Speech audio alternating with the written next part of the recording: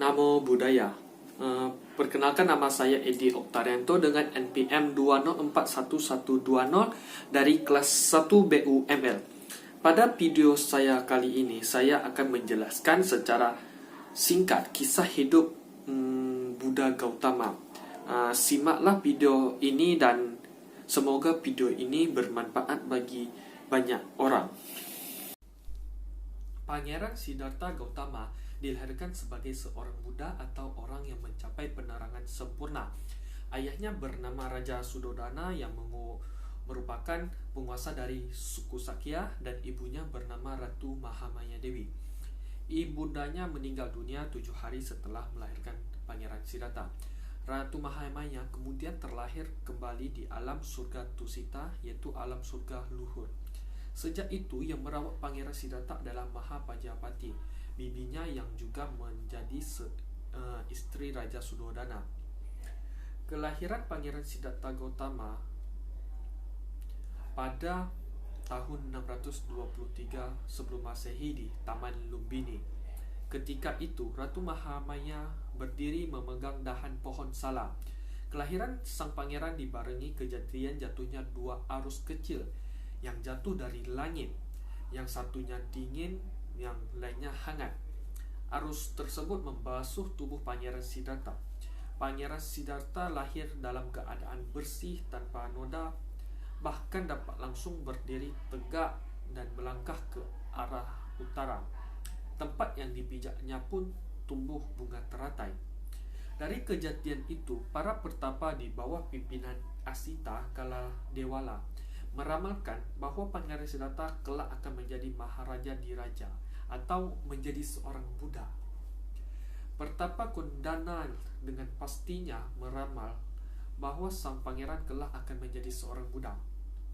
Ramalan tersebut membuat Raja Suddhodana menjadi cemas, karena apabila sang pangeran menjadi seorang Buddha, maka tidak ada yang akan mewarisi tahta kerajaannya. Kemudian para pertapa itu berpesan agar sang pangeran jangan sampai melihat 4 macam peristiwa. Jika tidak, ia akan menjadi pertapa dan menjadi seorang Buddha. Raja pun khawatir akan putra tunggalnya itu akan meninggalkan istana dan menjadi pertapa menggembara tanpa tempat tinggal. Maka dari itu, Raja Suddhodana memilih banyak pelayan untuk merawat Pangeran Siddhartha agar putra tunggalnya itu menikmati kehidupan duniawian. Segala bentuk penderitaan berusaha disingkirkan dari kehidupan Pangeran Siddhartha, seperti sakit, umur tua, dan kematian, sehingga pangeran hanya mengetahui kenikmatan duniawi. Keistimewaan Pangeran Siddhartha sudah terlihat sejak kecil dengan kecerdasannya yang di atas rata-rata. Dalam usia 7 tahun, Pangeran Siddhartha telah mempelajari berbagai ilmu pengetahuan, tetapi ia masih kurang berminat dengan pelajaran tersebut. Pangeran Siddhartha mendiami 3 istana. Istana itu istana musim semi, musim hujan, dan pancaroba. Pada usia 16 tahun, Pangeran Siddhartha menikah dengan Putri Yasodhara setelah berhasil memenangkan berbagai sayembara. Namun, akhirnya sang pangeran melihat 4 peristiwa yang selalu diusahakan agar tidak berada di dalam penglihatannya. Suatu hari, Pangeran Siddhartha meminta izin untuk berjalan di luar istana, di mana pada kesempatan yang berbeda ia melihat 4 peristiwa yang sangat berarti, yaitu orang tua, orang sakit, orang mati, dan kemudian orang suci. Pangeran Siddhartha pun bersedih dan menanyakan kepada dirinya sendiri, apa arti kehidupan ini kalau semuanya akan menderita sakit, umur tua, dan kematian? Lebih-lebih mereka yang meminta pertolongan kepada orang yang tidak mengerti, yang sama-sama tidak tahu dan terikat dengan segala sesuatu yang sifatnya sementara ini. Pangeran Siddhartha berpikir bahwa hanya kehidupan suci yang akan memberikan semua jawaban tersebut. Akibatnya, Pangeran Siddhartha menjadi tampak murung dan kecewa melihat kenyataan hidup yang penuh dengan derita ini. Kemudian pada umur 29 tahun, Pangeran Siddhartha ini, istrinya melahirkan putra pertama mereka yang diberi nama Rahula.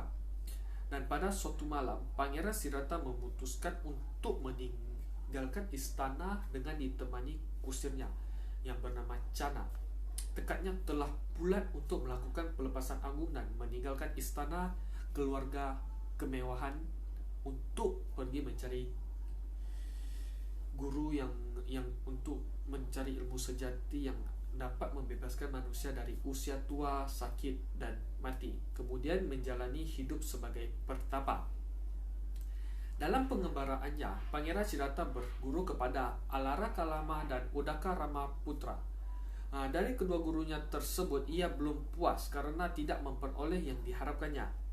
Kemudian Pangeran Siddhartha bertapa menyiksa diri dengan ditemani 5 orang pertapa di hutan Uruvela di tepi sungai Nairanjana yang mengalir dekat hutan Gaya. Selama 6 tahun menjalani pertapaan penyiksaan diri tersebut, Pangeran Siddhartha belum juga memahami hakikat dan tujuan dari pertapaan yang dilakukan itu. Hingga pada akhirnya ia memutuskan untuk menghentikan pertapaan dan pergi ke sungai untuk mandi. Badannya yang tinggal tulang hampir tidak sanggup menopang tubuhnya itu membuatnya hampir putus asa. Terlebih godaan dari setan mara yang sangat dahsyat. Tetapi dengan kemauannya yang keras, ia melanjutkan pertapaannya. Hal ini terjadi ketika bintang pagi memperlihatkan dirinya di ufuk timur. Pangeran Siddhartha kemudian mencapai pencerahan sempurna dan menjadi Samyak Sambuddha tepat pada saat bulan Purnama Raya di bulan Waisak ketika berusia 35 tahun, dan tubuh Pangeran Siddhartha memancarkan 6 sinar Buddha atau Buddha rasmi ketika telah mencapai penerangan sempurna ini. Pertapa Gautama mendapat gelar kesempurnaannya itu Buddha Gautama, Buddha Sakyamuni, Tathagata, Sugata, Bhagawa, dan lain sebagainya. 5 pertapa yang mendampingi Gautama di hutan Uruvela ini merupakan murid pertama Sang Buddha yang mendengarkan khotbah pertama Dhammacakkappavattana Sutta. Khotbah tersebut menjelaskan tentang jalan tengah yang ditemukannya, yaitu 8 jalan kemuliaan, termasuk awal khotbahnya yang menjelaskan 4 kebenaran mulia.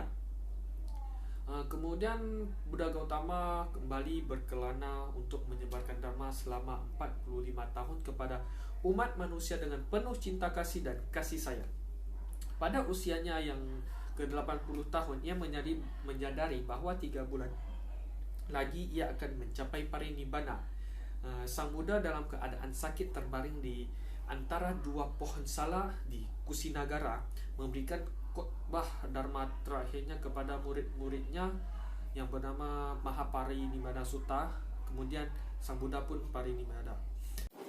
Demikianlah kisah singkat dari Buddha Gautama yang bisa saya ceritakan atau saya jelaskan.